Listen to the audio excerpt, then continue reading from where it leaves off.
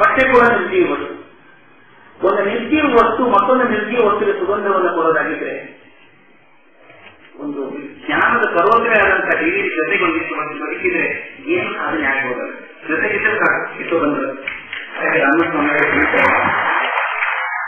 ಅವರೆಲ್ಲ ವಿಷಯಗಳನ್ನು ಹೇಳ್ತಾರೆ. ನಾನು ಅಷ್ಟೊಂದು ವಿಷಯ ಹೇಳಕ್ ಹೋಗುದಿಲ್ಲ. ನನ್ನ ಸಮಯ 15-20 ನಿಮಿಷ ಇದೆ.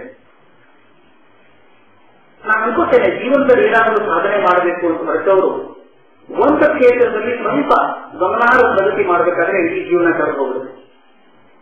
ಅಂತಾದ್ರೂ 10 ಮತಗಳಲ್ಲಿ ಅಷ್ಟೊಂದು ಸಾಧನೆ ಮಾಡೋದು ಇಲ್ಲಿದ್ದವರು ಹೇಗೆ ಸಾಧ್ಯ ಆಯಿತು ಅಂತ ನನಗನ್ಸಿದ್ದು ಅವರಲ್ಲಿರುವಂತಹ ಅಸೀಮವಾದಂತಹ ಸ್ನೇಹ, ನಿರ್ವ್ಯಾಜವಾದಂತಹ ಪ್ರೇಮ ಅವೆರಡೂ ಅವರ ಜೀವನದ ಸೂತ್ರವಾಗಿದೆ.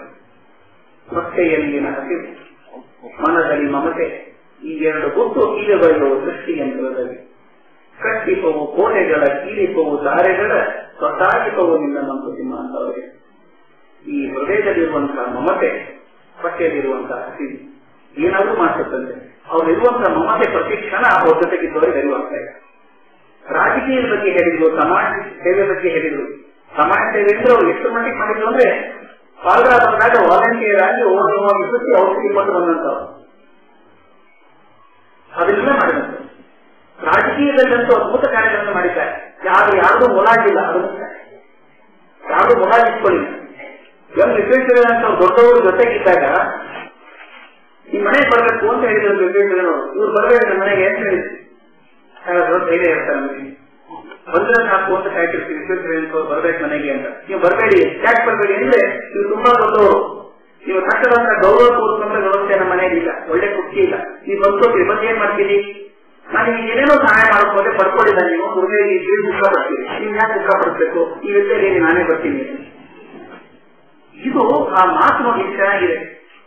ಆ ನಿಷ್ಠತೆ ಅಂತ ಹೇಳಿದ್ರು, ಏನು ಅಪೇಕ್ಷೆ ಮಾಡಲ್ಲ. ಸಾಹಿತ್ಯದ ಬಗ್ಗೆ ಅಂತೂ ಬಿಡಿ, ಬಹುಶಃ ಅವ್ರಿಗಿಂತ ಹೆಚ್ಚು ಪೇಜ್ ಬರೆದವರು ಇದ್ದಿರಬಹುದು ಸಾಹಿತಿಗಳು. ಪೇಜ್ಗಳ ಮಟ್ಟದಲ್ಲಿ ಹೇಳೋದಾದ್ರೆ ಅವ್ರಿಗಿಂತ ಹೆಚ್ಚು ಪೇಜ್ ಬರೆದಂತ ಸಾಹಿತಿಗಳು ಬೇಕಾದಷ್ಟೇ ಇರ್ಬೋದು. ಆದ ಹೃದಯವನ್ನು ಮುಟ್ಟಿದವರು ತುಂಬಾ. ಯಾಕಂದ್ರೆ ಇಡೀ ಜೀವನದ ಅತ್ಯಂತ ಅದ್ಭುತವಾದ ಗುಣ ಸಾಹಿತ್ಯದಲ್ಲಿ ಇರುವಂತದ್ದು ಅಂದ್ರೆ ಈ ಪಾಸಿಟಿವ್ ಥಿಂಕಿಂಗ್. ಸಾಮಾನ್ಯ ಹೇಳ್ತಾರೆ ನಿರಾಶೆ ಎಂಬಂತಿಲ್ಲ. ಅವರು ಮನುಷ್ಯನಿಗೆ ಬೇಕಾದದ್ದು ನಿರಾಶೆ ಆದಾಗ, ಹತಾಶೆ ಆದಾಗ ಒಂದು ಕೋಲ ಕೊಡುವಂತವ್ರು ಬೇಕು, ಬೆನ್ನಿಗೆ ಆಶ್ರಯ ಕೊಡುವಂತವ್ರು ಬೇಕು. ಡಿವಿಡಿ ಜೀವನದುದ್ದಕ್ಕೂ ಅದನ್ನೇ ಮಾಡಿದಂಥವ್ರು. ನಿರಾಶರಾಗಿ ಹೋದವ್ರಿಗೆಲ್ಲ ಆಶಾದೀಪ ತೋರಿಸಿದಂಥವ್ರು. ಮುಖ್ಯವಾಗಿ ಅವ್ರು ನನಗೆ ಆಸೆ ಆಗೋದಂದ್ರೆ ಅವರ ಹಾಸ್ಯ ಪ್ರವೃತ್ತಿ. ಎಷ್ಟು ಸಿಕ್ಕೋ ಅಷ್ಟೇ ಪ್ರೀತಿಪರ ಹಾಸ್ಯದ ಬಗ್ಗೆ. ಆ ನಗರದ ಹಾಸ್ಯ ಯಾರನ್ನಾದ್ರೂ ಸೇರಿಸ್ಬಿಡುವಂತ ಅವರ ತಿಂಡಿ ಪೌರುಷದ ಬಗ್ಗೆ ನಾವು ಹೇಳಬೇಕಾಗಿದೆ. ಅಂದ್ರೆ ಯಾಕೆ ಹೇಳ್ತೀನಿ ಅಂದ್ರೆ ಎಷ್ಟು ಮುಖಗಳು ಅಂತ ಈ ಕಾಲದಲ್ಲಿ ನಾವು ನೋಡ್ಬೇಕು. ನಾವು ನಮಗೋಸ್ಕರ ವಾಚಿದೆಯೋ ವಾಚಿಗೋಸ್ಕರ ನಾವಿದೆಯೋ ಅಂತ ಗೊತ್ತಿಲ್ಲ ನಮಗೆ. ವಾಚಿಗಳು ಓಡ್ತಾ ಇರೋ ಬೆಳಗ್ಗೆ ಆಯ್ತು 6 ಕಾಲ ಆಯ್ತು ಓಡು. ವ್ಯವಧಾನ ಅನ್ನುವಂಥದ್ದಿಲ್ಲ. ಆ ಕಾಲದ ವ್ಯವಧಾನ ಇತ್ತು ನೋಡಿ. ಸಂತೋಷ ಪಡ್ಕೊಂಡು ತಿಂಡಿ ಹೋದ್ರು ಸಂಗ್ರಹ ಮಾಡ್ಕೊಂಡು ಅತ್ಯಂತರಾಗಿ ಎಲ್ಲರೂ ಕರ್ಕೊಂಡು ಹೋಗಿ ತಿಂಡಿ ತಿನ್ಬೇಕಾದ್ರೆ ಅದೇನೋ ಹೊಟ್ಟೆಯಲ್ಲಿ ಹೋಗೋಕ್ಕಿಂತ ಚೆನ್ನಾಗಿರ್ಬೇಕು. ನಗ್ತಾ ಇರೋರು ಹೋಗಕ್ಕ ಗಂಟ ಮುಖ ಏನಿದೆ ಅಂತ ಕೇಳೋದವ್ರು. ಪಾಪ ಇಲ್ಲೊಂದು 4 ಐಟಮ್ ಹೇಳ್ತಿದ್ದೆ ಇದೆ ಅಂತ. ಹೊಸದೇನಲ್ಲ, ನಾ ಸಾಮಾನು ಹೇಳ್ತಾರೆ. ನಾ ಇಷ್ಟೇನಾ? ಅವನೇ 2 ಪ್ಲೇಟ್ ಬಳಿ, ಅವನೇ 2 ಪ್ಲೇಟ್ ಬಳಿ ಅಂತ ಅನ್ನ ತಿನ್ನೋದು. ಆ ಸ್ನೇಹಿತರು ಹಂಚ್ಕೊಂಡು ಮಾತಾಡೋದು, ಆ ಕೊಡುವಂತಹ ಮಾತುಗಳು, ರಚನೆಯ ಮಾತುಗಳು ಒದ್ದುಕೊಂಡು ಅದ್ಭುತ. ನಮ್ಮ ರಂಗನಾಥ್ ಶರ್ಮರು ಒಂದು ಘಟನೆ ಹೇಳಿದ್ರು ನನಗೆ. ಅವ್ರು ತಿಂಡಿಬೋದು ತನಗೆ ಸಾಕ್ಷಿಯಾಗಿ ಅವ್ರು ನಾಜು. ರಂಗನಾಥ್ ಶರ್ಮರು ಬಹಳ ನಾಜು. ಒಂದ್ಸಲ ಮನೆಗೆ ಹೋದ್ರಂತೆ 4 ಗಂಟೆಗೆ. ಹೋದಾಗ ಇವ್ರು ತಟ್ಟೆ ತುಂಬಾ ಇಟ್ಕೊಂಡು ಬೋಂಡ ತಿಂತಾ ಇದ್ರು. ಇವ್ರಿಗೆ ಕಾಗೆ ಏನ್ ಸರ್ ಇದು ಇಷ್ಟೊಂದು ಅಂದ್ರೆ ಕೂತ್ಕೊಳ್ತೇವೆ ಅಂತ. ಅಮ್ಮ ಶರ್ಮರು ಬಂದಿದ್ದಾರೆ ಅಂದ್ರೆ ತಗೊಂಡ ಅಂತ ಹೇಳಿದ್ರೆ ಒಳಗಡೆ ಮತ್ತೊಂದು ತಟ್ಟೆ ತುಂಬಾ ಬೋಂಡ ಬಂತ. ಅದನ್ನ ನೋಡಿದ ತಕ್ಷಣ ಗಾಬರಿ. ರಂಗನಾಥ ನೋಡಿದ್ರೆ ಗಾಬರಿ ಆಗಿದೆ. ಅಯ್ಯೋ ಆಗಲ್ಲ ನನ್ನ ಕಡೆಯಿಂದ ಅಂತ ತಿನ್ರಿ ಅಂತ ಜೋರ್ ಮಾಡಿದ್ರು. ಯಾಕೋ ಇನ್ನಾದ್ರು ಬೈತಾರೆ ಸುಮ್ಮನೆ ಕೂತ್ಕೊಂಡ್ರು. ಅವ್ರು ಹೋದ ತಕ್ಷಣ ಕೇಳಿದ್ರು ಯಾಕೆ ಬೈದೆ ಗೊತ್ತಾಯ್ತೇನೋ? ಗೊತ್ತಾಯ್ತಾ ನಿಮ್ಗೆ? ಬೇಡ ಅಂದ್ರೆ ಸುಮ್ಮನೆ ಹೋಗ್ಬಿಡ್ತಾರೆ ಒಳಗಡೆ ಅವರು. ನಿಮ್ಗೆ ಬೇಕು ಹೋಗ್ತೀನಿ ಓದು ನನ್ನ ತಟ್ಟೆ ಕೊಡಿ ಅಂದ್ರೆ ಅದರಲ್ಲಿ ಕೂಡ ಹಾಗೇನೆ ಆಸೆ ಅನ್ನುವಂಥದ್ದು ಎಲ್ಲಿ ಬರೋದು? ಹಣಕ್ಕೆ ಬರೋದು. ಆ ಧ್ವನಿ ಇರ್ತದೆ, ನಾವು ಮಾತಾಡುವಂತ ರೀತಿ ನೆನ್ಕೊಂಡ್ರೆ ಆಶ್ಚರ್ಯ. ಆಂಜನೇಯ ನಿಂತಿರಾಯ್ತು ಒಕ್ಕಲೆ ಅನ್ಸುತ್ತೆ. ಅದಕ್ಕೆ ಪ್ರಶ್ನೆ ನಮ್ಮ ರಾಮದೇವರು, ನಮ್ಮ ಪ್ರೆಸಿಡೆಂಟ್ ಅಂತ ಕರೆಯೋರು. ಒಂದ್ಸಲ ಹೋಗ್ಬೇಕಾದ್ರೆ ನೋಡಿದ್ರಂತೆ, ದೂರಿದ್ದಂತೆ. ತಕ್ಷಣ ಪದ್ಮನಾಭ ಸ್ಥಿತಿ ಬರುತ್ತಂತೆ, do you want your president to be in this state of fair, please keep and clean. ಅದು ಮಾತಾಡೋ ರೀತಿ ಪ್ರತಿಯೊಂದರಲ್ಲ ಪ್ರೊಫೆಸರ್ ಮಾಡಿ ಅವ್ರು ಹೇಳ್ತಾರೆ. ಈ ರೆಸಿಗೇಷನ್ ಬಗ್ಗೆ ಹೇಳ್ಬೋದು ಏನ್ ತೊಂದರೆ ಇಲ್ಲ. ಅಲ್ಲಿ ಗುಡ್ಡಪ್ಪ ಜೋಶಿ ಅಂತ ಅವ್ರ ಗುಂಪಿನಲ್ಲಿ ಬರ್ತಿದ್ರು, ಚರ್ಚೆಗೆ ಬರೋರು. ಡಿವಿಜಿ ಕಂಡ್ರೆ ತುಂಬಾ ಗೌರವ ಪ್ರೀತಿ ಎಲ್ಲ. ಒಂದ್ಸಲ ಹೋಗ್ತಾ ಒಳ್ಳೆ ಒಂದು ಹಲ್ವಾ ಮಾಡ್ಕೊಂಡು ಹೋಗಿದ್ದಂತೆ, ಒಳ್ಳೆ ತಿಂಡಿ ಮಾಡ್ಕೊಂಡಿದ್ದೆ, ಹಲ್ವಾ ತೊಗೊಂಡೋಗಿ ಕೊಡ್ತಾರೆ. ಕೊಟ್ಟ ತಕ್ಷಣ ಡಿವಿಜಿಗೆ ಬಹಳ ಖುಷಿ ಆಯ್ತು. ಜೋಶಿ ಅವರೇ ಬಹಳ ಖುಷಿ ಆಯ್ತಪ್ಪ, ಏನಾದ್ರು ವರ ಕೇಳ್ಕೊಳ್ಳಿ ಕೊಟ್ಬಿಡ್ತೀನಿ ಎಂದು. ಅವರು ನನಗೆ ಯಾಕೆ ವರ ಸ್ವಾಮಿ ಆಶೀರ್ವಾದ ಮಾಡಿದ್ರೆ ಸಾಕು ಅಂತ ನಮಸ್ಕಾರ ಮಾಡಿದ್ರು. ಮಾಡಿದ ತಕ್ಷಣ ಆಯ್ತು ನಿಮಗೆ ಪುತ್ರೋತ್ಸವ ಆಗಲಿ ಎಂದಿದ್ರು. ಪುತ್ರೋತ್ಸವ ಆಗಿದ ತಕ್ಷಣ ಅವ್ರಿಗೆ ಸ್ವಾಮಿ ಸ್ವಾಮಿ ಜನ ಬರ್ಕೊಂಡು ಏನ್ ಹೇಳ್ತೀವಿ ಸ್ವಾಮಿ, ನನಗೆ ವಯಸ್ಸಾಯ್ತು, ನಾನು ಹೇಳ್ತೀವಿ ರೆಸ್ಪೆಕ್ಟ್ ಉದ್ಯಾಪನ ಕೂಡ ಮಾಡಿದ್ದಾರೆ ಅಂತ ಹೇಳಿದ್ರು. ಇವರು ಸೀರಿಯಸ್ ಆಗ್ಬಿಟ್ಟು ಆಗ್ಲಿ ಬೇರೆ ಕ್ಷೇತ್ರದಲ್ಲಿ ಯಾಕೆ ಆಗ್ಬಾರ್ದು, ಬೇರೆ ಕ್ಷೇತ್ರದಲ್ಲಿ ಯಾಕೆ ಆಗ್ತಾರೆ ಈ ರೀತಿ ಮಾತಾಡಬಹುದು ಕಲ್ಪನೆ ಮಾಡೋದ್ರ ಜೊತೆ ಮಾತ್ರ ಆಗುವಂತ. ಅದು ಸ್ನೇಹಿತರ ಜೊತೆಗಿದ್ದಾಗ ಅವರು ಯಾರು ಮಾತಾಡ್ತಿದ್ರು ಅಂದ್ರೆ ಇವರನ್ನ ಜೀವನ ಧರ್ಮ ಯೋಗ ಬರೆದವರು ಅಂತೆ. ಕೂತ್ಕೊಂಡ್ರೆ ಒಬ್ಬರೇ ಮಾತಾಡ ನಿಂತ್ಕೊಂಡಾಗ ಆ ಉಪನಿಷತ್ತ ಹೇಳುವ ರೀತಿಯಲ್ಲಿ ಸಮರ್ಥನೆ ಮಾಡ್ಕೊಳ್ಳೋ ರೀತಿಯಲ್ಲಿ ಸಂಸ್ಕೃತವಾಗಿ ಹೇಳುವಾಗ ಇವರಿನವರ ಒಂದು ಸಂಶಯ ಬರುವಷ್ಟರ ಮಟ್ಟಿಗೆ ಆ ವ್ಯಕ್ತಿತ್ವ ಬೇರೆ. ಅಂದ್ರೆ ಆ ಕ್ಷಣಕ್ಕಿದ್ದಾಗ ನೆನಪಾಗುತ್ತೆ ಈ ಯಾಕೆ ಸಾಧ್ಯ ಆಯ್ತು ಅಂತ. ಡಾಕ್ಟರ್ ರಾಜಾರಾಮನ್ ಅಂತ ಹೇಳಿದ್ರು, ಈ ದೊಡ್ಡವರು ಯಾಕೆ ಸಾಧನೆ ಮಾಡ್ತಾರೆ ನಮ್ಗೆ ಯಾಕೆ ಆಗೋದಿಲ್ಲ ಅಂತಂದಾಗ ಹೇಳಿದ್ರು, ದೊಡ್ಡವರು ಮನಸ್ಸನ್ನ ಪ್ರೋತ್ಸಾಹಿತ ಮಾಡ್ಕೊಂಡಿರ್ತಾರೆ ಅಂತ. ನಮ್ಗೆಲ್ಲ ಪ್ರಯೋಜನ ಆಗುವಂತ ಮಾತು ರಾಜಾರಾಮನ್ ನನಗೆ ಹೇಳಿದಂತ ಮಾತು.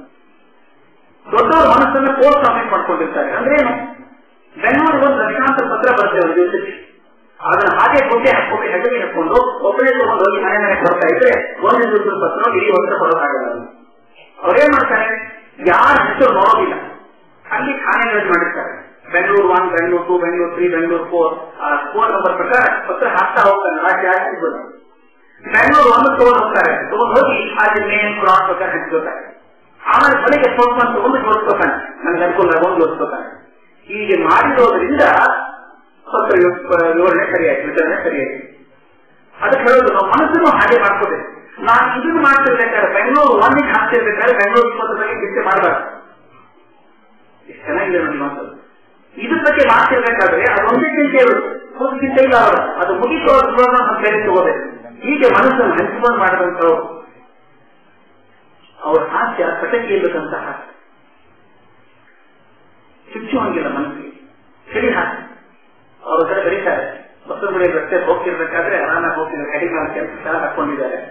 ಯಾವೊಬ್ರು ಜಂಗಮರು ಬಂದ್ಬಿಟ್ಟು ಇವರು ಜಂಗಮರು ಅಂತ ತಿಳ್ಕೊಂಡು ಒಂದು ಕ್ಯೂ ಹಚ್ಚಿನ ಆಗಲಿ ಬರೋದು ಅಂದ್ರೆ ಇವ್ರು ಆದ್ರೆ ತಲೆಗೆ ಸುತ್ಕೊಂಡು ಹೊರಡೆ ಬಿಟ್ಟು ಅಲ್ಲಿ ತಕ್ಷಣ ಸುಖವಿತ್ತು ಹೊರಡೆ ಬಿಟ್ಟು ಹೊರದು ಇವ್ರ ಮೇಲೆ ಒಂದು ಪದ್ಯ ಬರೋದು ಅದೇ ಅದು ವಿವರಣೆ ಆಗಿ ತೀರ್ಪು ಕೊಡಿ ಅಂತ ತೀರ್ಪು ಕೊಟ್ಟೇ ಬಿಟ್ಟು ವ್ಯಾಖ್ಯಾನ ಮಾಡಿಬಿಟ್ಟು ಅವನ ಗೊತ್ತೂ ಇಲ್ಲ ಯಾರು ಹಾಗೆ ಒಂದು ಅಂದ್ರೆ ಸರಳರ ಜೊತೆಗೆ ಸರಳವಾಗಿದ್ದಂಥವ್ರು, ವಿದ್ವಾಂಸರ ಜೊತೆಗೆ ವಿದ್ವಾಂಸರಾಗಿದ್ದಂಥವ್ರು, ಅವರ ಸಂಬಂಧ ವಿದ್ಯಾರ್ಥಿಗಳ ಜೊತೆಗೆ ಚೆನ್ನಾಗಿತ್ತು ಅಂತ ನಮ್ಗೆ ಗೊತ್ತು.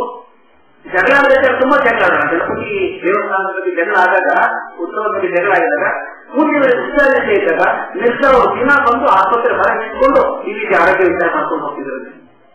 ಅಂದ್ರೆ ವೈಯಕ್ತಿಕವಾಗಿ ದ್ವೇಷ ಇಲ್ಲ, ಯಾವುದೇ ವಿಷಯದ ಬಗ್ಗೆ ನನಗೆ ಭಿನ್ನಾಭಿಪ್ರಾಯ ಬಂದರೂ ಕೂಡ ವ್ಯಕ್ತಿಗೆ ಆ ದ್ವೇಷ ಇರೋಕ್ಕಾಗಲಿಲ್ಲ ಅಂತ ಸಾಧಿಸಿದಂತ ದೇಶ ಇದೆ. ಆಗಿನ ಕಾಲ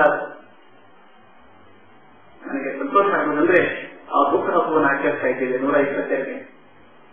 ಆಚರಿಸಿ ನಮಗಾಗೋಲ್ಲ, ಅವ್ರಿಗೆ ಲಾಭ, ನಮಗ್ ಲಾಭ. ಈ ಮೂಲಕವಾದ್ರೂ ಅವ್ರ ಬಗ್ಗೆ ಮಾತನ್ನು ಕೇಳಬೇಕು. ಯಾಕೆ ಕೇಳಬೇಕಾಗುತ್ತೆ, ಪುತ್ರರು ಯಾಕೆ ಆಚರಿಸಬೇಕು? ಆಚರಿಸಿದಾಗ ಬರೋ ಒಂದು ತೋರಣ ಬರುತ್ತೆ ಮನೆ ಮುಂದೆ, ಒಳಗಡೆ ಪೂರ್ಣ ಇರುತ್ತೆ, ಹೊರಗಡೆ ತೋರಣ ಒಳಗಡೆ ಪೂರ್ಣ ಎರಡೂ ಇರುತ್ತೆ. ಹಾಗೆ ನಮ್ಗೆ ತೋರಣ ಇಲ್ಲ ಸಂಭ್ರಮ ಆಗುತ್ತೆ ಹುಟ್ಟಿದಪ್ಪ ಆಚರಿಸೋದಕ್ಕೆ. ಒಳಗಿನ ಹೂರ್ಣಾನು ಸ್ವಲ್ಪ ಬರ್ತಂದ್ರೆ ಅವ್ರ ಸಾಹಿತ್ಯ ಸ್ವಲ್ಪ ಪರಿಚಯ ಮಾಡ್ಕೊಂಡ್ರೆ ನಮ್ಮ ಜೀವನಕ್ಕೆ ಒಂದು ದರ್ಶನ ಸಿಗ್ತದೆ. ನಮ್ಮ ಏನ್ ಮೂರ್ತಿರಾಯ ಭಾಷೆ ಹೇಳ್ತಾರೆ, ಯಾಕಿಂತ ಹುಟ್ಟುಹಬ್ಬಗಳನ್ನು ಮಾಡಬೇಕು ದೊಡ್ಡವರು, ಯಾಕೆ ಚಿಂತನೆಗಳನ್ನು ಮಾಡಬೇಕು ಅಂತಂದ್ರೆ ಹೇಳ್ತಾರೆ. ಒಂದು ಘಟನೆ ಬರೀತಾರೆ, ಮೈಸೂರಲ್ಲಿ ಸುಬ್ಬಯ್ಯನ ಕೆರೆ ಅಂತಿದೆ. ಕೆರೆ ದಂಡೆ ಮೇಲೆ ಪುರೋಹಿತರು ದಿನಾಲು ಮಹಾಭಾರತ ಕತೆ ಹೇಳೋರು. ಒಂದು 50 ಜನ ಹಿರಿಯರು ಕುತ್ಕೊಂಡು ಕತೆ ಕೇಳ್ತಾ ಇದ್ರು. ಆ ಪುರೋಹಿತರು ಕತೆ ಹೇಳ್ತಿರ್ಬೇಕಾದ್ರೆ ಒಂದ್ಸಲ ಕೃಷ್ಣನ ಪ್ರಸಂಗ ತಂದಿದ್ದಾರೆ. ಕೃಷ್ಣ ದುರ್ಯೋಧನ ನಾಶನ ಬಂದಿದ್ದಾನೆ, ಸಂಧಾನ ಮಾಡ್ಕೊಳ್ಬೇಕು ಅಂತ ಹೇಳಿ ದುರ್ಯೋಧನ ಹೋಗ್ತಾ ಇಲ್ಲ. ಏನ್ ಹೇಳಿದ್ರು ಹೋಗ್ತಾ ಇಲ್ಲ. ಕಡೆಗೆ ಅರ್ಧ 5 ಗ್ರಾಮ ಕೊಡೋದು ಕೊಡಲ್ಲ ಅಂತ, ಸೂರ್ಯ ಮನೆ ಕಟ್ಟಿದ್ರೆ ಮಣ್ಣು ಕೊಡಲ್ಲ ಅಂತ ಪುರೋಹಿತರಿಗೆ ಎಷ್ಟು ಚೆನ್ನಾಗಿ ವರ್ಣನೆ ಮಾಡ್ತಿದ್ರು ಅಂದ್ರೆ ಅಲ್ಲಿ ಕೂತಂತ ಮುದುಕರು ನಿಂತ್ಕೊಂಡ್ಬಿಟ್ರಂತೆ. ಅವ್ರು ನಿಂತ್ಕೊಂಡ್ಬಿಟ್ಟು ಕೈ ಬಾಯಿ ಮಾಡಿ ದುರ್ಯೋಧನ ಹಾಳಾಗಿ ಹೋಗ್ತೀವಿ ನೀನು,